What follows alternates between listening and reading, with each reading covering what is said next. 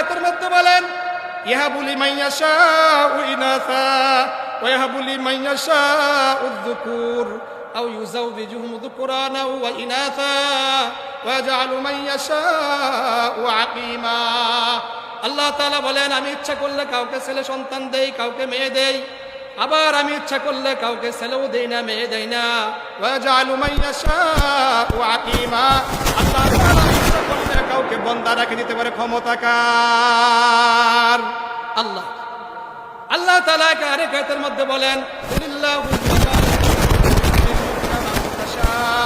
وتنزع الملك ممن تشاء وتعز من تشاء وتذل من تشاء بيدك الخير إنك على كل شيء قدير।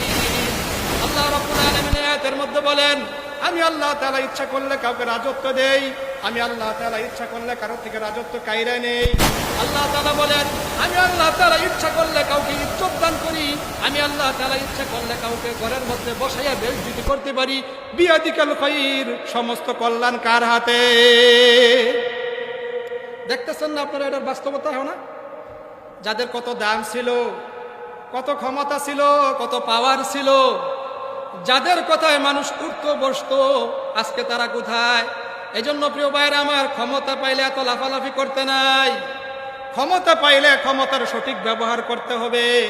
এই জন্য প্রিয় ভাইরা আমার, আল্লাহ তাআলা বলেন ইন্নাকা আলা কুল্লি শাইইন কদির, সমস্ত ক্ষমতা কার হাতে? বিশ্বাস হয়?